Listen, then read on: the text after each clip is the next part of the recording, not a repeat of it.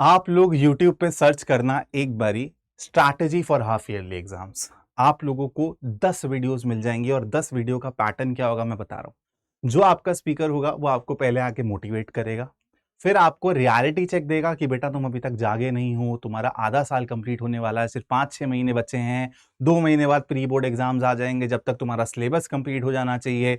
अब पढ़ लो, अब पढ़ लो। फिर 2 महीने बाद दोबारा वही सेम इंसान तुमको वीडियो बनाते हुए दिखेगा कि अब पढ़ लो, अब जाग जाओ। तो इस वीडियो में तुमको वैसी कोई बात नहीं मिलने वाली है।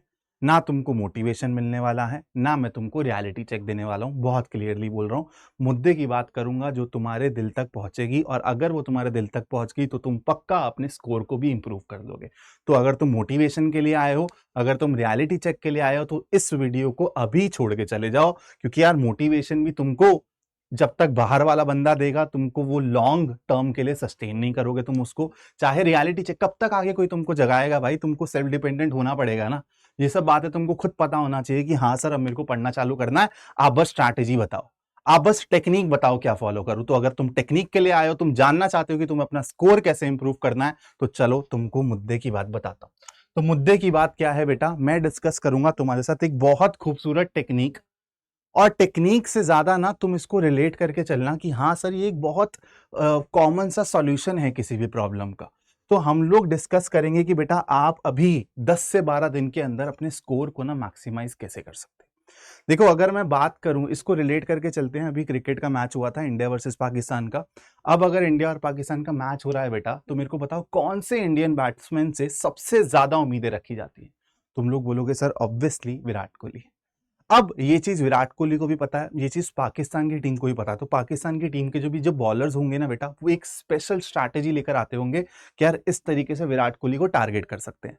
मान लो उनके पास है कि यार इसको हम लोग शॉर्ट बॉल पे भी टेस्ट करेंगे, इसको हम लोग यॉर्कर्स पे भी टेस्ट करेंगे।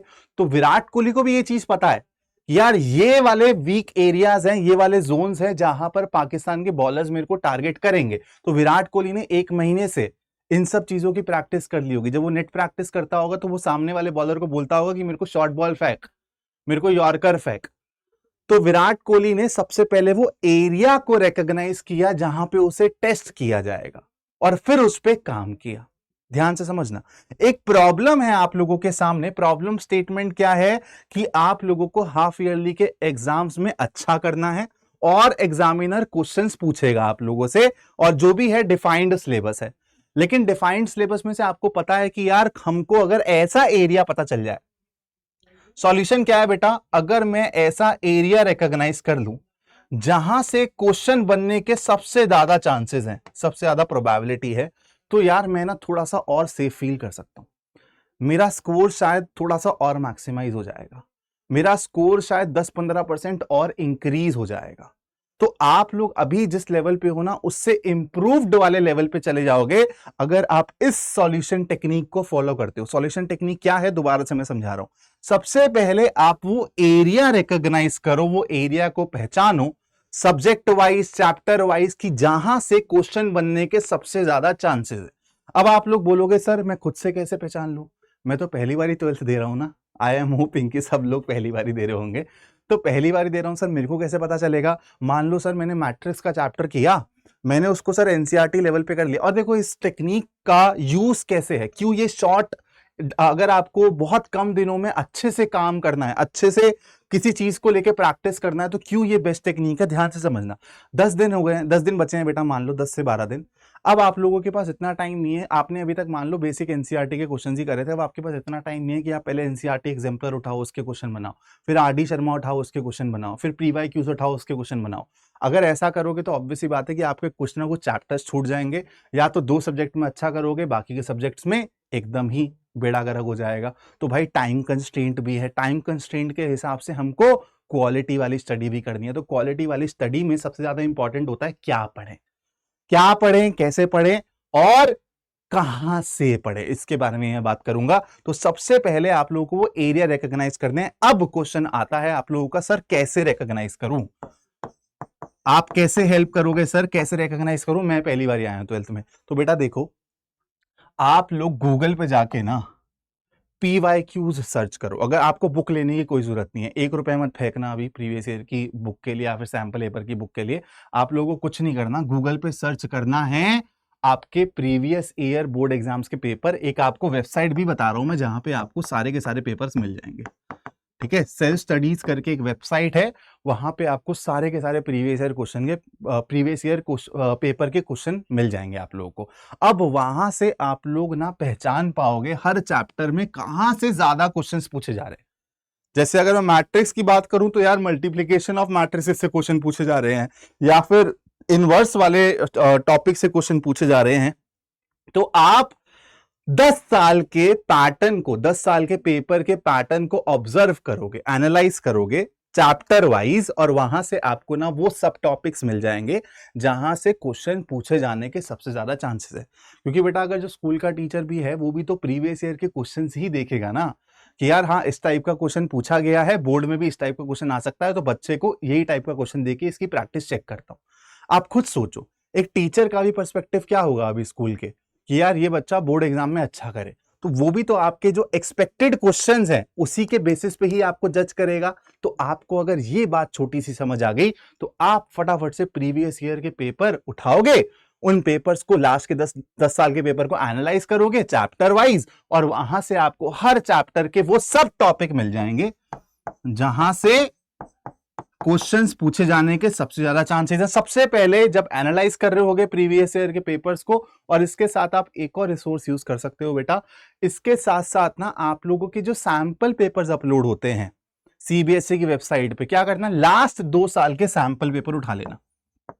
ठीक है, लास्ट 2 साल के, बस लास्ट 2 साल के सैंपल पेपर उठा के भी उसको भी एनालाइज की कैटेगरी में डाल लेना। तो इन दोनों को पकड़ के आप लोगों को एक सैंपल मिल जाएगा, वहां से आप लोगों को सब टॉपिक्स मिल जाएंगे। आप इन सब टॉपिक्स को सबसे पहले एक A4 शीट में लिखोगे, फिर इन सब टॉपिक पे बेस्ड आप क्वेश्चंस, चाहे गूगल से ढूंढो, चाहे आप एग्जाम्पलर से ढूंढो, चाहे आप RD शर्मा, RS अग्रवाल जो भी बुक फॉलो कर रहे हो, आपको इन सब टॉपिक्स के क्वेश्चन सबसे ज्यादा प्रैक्टिस करने हैं। और मैं गारंटी दे रहा हूं, जिस बच्चे को ये टेक्निक समझ आ गई ना, बहुत प्रोसेस वाइज मैंने आपको बताया कि कैसे आपको चलना है, अगर आपने ये टेक्निक समझ ली तो आई कैन गारंटी कि आप अपने मार्क्स में इंप्रूवमेंट देखोगे ही देखोगे। ठीक है, अब बेटा देखो, अगर मैं बात करूं तो 3 चीजें हैं। आप लोगों को क्या पढ़ना था वो मैंने आप लोगों को बता दिया टेक्निक से।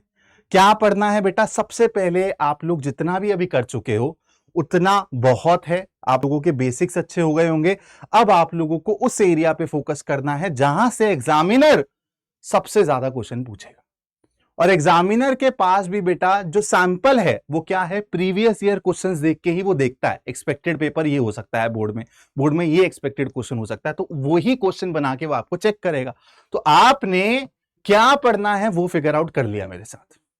उसके बाद बेटा कहां से पढ़ना है, आप लोग जब ये सब टॉपिक्स को मेंशन करके क्वेश्चंस कर डालो, कहां कहां से करोगे इसके बारे में ऑलरेडी बता चुका हूं, यहां लिख लेता हूं। एग्जाम्पलर के क्वेश्चन उठाओ, स्पेशली जिस टाइप के क्वेश्चंस PYQs में आए हुए हैं वो आप लोगों को ज्यादा प्रैक्टिस करने हैं, एग्जाम्पलर से, RD से और PYQs। बेटा आप खुद सोचो, जब आप इस टेक्निक को फॉलो करते करते PYQs को एनालाइज कर रहे होगे तो क्या आप ऑलरेडी ये क्वेश्चंस इंट्यूटिवली प्रैक्टिस नहीं कर लोगे?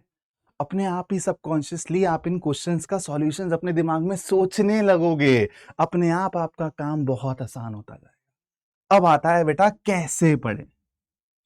कैसे पढ़ें के लिए मैं आपको एक और बढ़िया सा सॉल्यूशन दे रहा हूं। ठीक है, एक और बढ़िया सा सॉल्यूशन दे रहा हूं, ध्यान से समझना। आप लोगों के पास मान लो 10 दिन है, 10 दिन में से ना बेटा आप लोग इसको ना 2 फेजेस में डिवाइड कर लो। 2 फेजेस में डिवाइड करना सबसे बेस्ट होगा, 7 डेज और 3 डेज, मेरे अकॉर्डिंग ये बेस्ट होगा, बाकी आप इसको मॉडिफाई भी कर सकते हो। ठीक है, 7 दिन क्या करना है बेटा आप लोगों को, 7 दिन आप लोगों को सबसे पहले सब टॉपिक्स एनालाइज करने हैं, प्रैक्टिस करनी है। जो आपको लगता है कि यार ये मेरे वीक टॉपिक्स हैं उसकी थ्योरी रिवाइज करनी है, वन शॉट देखना है।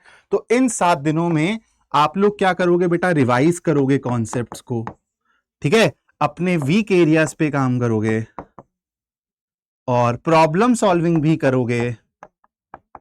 ठीक है, अगर आपको लगता है कि यार कोई चीज कोई में थ्योरी किसी चैप्टर में वीक है तो वन शॉट्स भी देख सकते हो, ठीक है। इन 7 दिनों में आप होलसम तरीके से पढ़ोगे, लेकिन इन 3 दिनों में क्या करना है, इन 3 दिनों में सिर्फ और सिर्फ हार्ड कोर प्रैक्टिस होगी और कुछ नहीं होगा। क्या करना है बेटा, हार्ड कोर प्रैक्टिस। हर टाइप की प्रॉब्लम करनी है बेटा, MCQ, assertion reason, case based, competency based, हर टाइप के क्वेश्चन की हार्डकोर प्रैक्टिस करनी है लास्ट 3 दिनों में। और फिर क्या करना है, जब आप प्रैक्टिस करोगे तो आपको समझ आएगा कि सर मैं इनवर्स ट्रिग्नोमेट्रिक फंक्शन का ना ये वाला जो सब टॉपिक है थोड़ा सा भूल सा गया हूं, मेरे दिमाग में तो है लेकिन जब प्रॉब्लम सॉल्व करी ना तो समझ आया कि सर ये थोड़ा सा आउट ऑफ टच हो गया है। तो जब आप प्रैक्टिस करोगे तो आपको उन टॉपिक्स को रिवाइज करना है जिसकी आपको लगता है जरूरत है, ठीक है। Only revise those topics, only revise those topics that are required, ठीक है, दैट आर रिक्वायर्ड। बात समझ आ गई। तो ये आप लोगों की स्ट्रैटेजी होने वाली है 10 दिन की। पहले 7 दिन में आप होलसम पढ़ाई करो, रिवाइज करो, मैंने जो बताया सब टॉपिक्स को पहचानो जहां से एग्जामिनर क्वेश्चन पूछेगा, वहां से एग्जाम्पलर की बुक उठाओ, आरडी की बुक उठाओ और उस टाइप के क्वेश्चंस आपको जो भी दिखते हैं प्रैक्टिस कर डालो। एक बार आपने एनालाइज कर लिया प्रीवियस ईयर पेपर को तो वहां से ऑटोमेटिकली आप प्रीवियस ईयर के क्वेश्चंस भी प्रैक्टिस कर डालोगे। उसके बाद प्रॉब्लम सॉल्विंग पे काम करो और वन शॉट्स को देख के थ्योरी रिवाइज कर लो। उसके बाद नेक्स्ट 3 दिन में सिर्फ और सिर्फ हार्डकोर प्रैक्टिस होनी है। आप इस दौरान अपनी थ्योरी को नहीं पकड़ोगे अनलेस आपको प्रैक्टिस करते हुए लगे कि सर इस सब टॉपिक में मेरे प्रॉब्लम्स फंस रहे हैं तो मेरे को इस सब टॉपिक को दोबारा से थ्योरी पॉइंट ऑफ व्यू से कवर करने की जरूरत है, फिर आप जाके उसको रिवाइज करोगे। बात समझ आ गई। अब बेटा अगर आपने इतनी चीजें मेरी फॉलो कर ली ना और जो मैंने आपको टेक्निक बताई है मैक्सिमाइज करने की, अगर आपने वो फॉलो कर लिया तो मैं गारंटी दे रहा हूं बेटा आपके हाफ ईयरली एग्जाम्स में ना आप फोड़ कर आओगे, मैं गारंटी दे रहा हूं बेटा। और अगर आप लोगों को लगता है एग्जाम के बाद, ठीक है, एग्जाम के बाद अभी आप ये वीडियो देख लोगे, मेरे को नहीं पता कितने बच्चों तक पहुंचेगी, ठीक है, अभी शायद उतने बच्चों तक मैं नहीं पहुंच पा रहा हूं।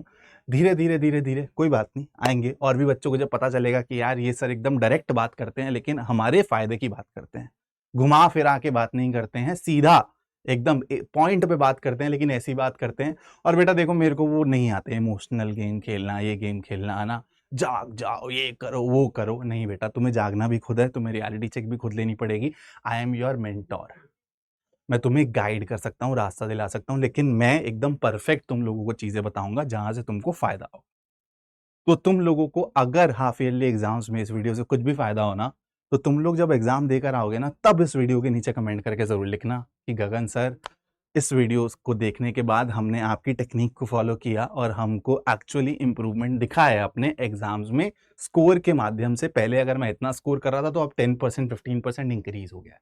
Thank you so much guys for watching और अपना टाइम देने के लिए। This is your mathematics painter Gagan Makkar signing off now. जय हिंद।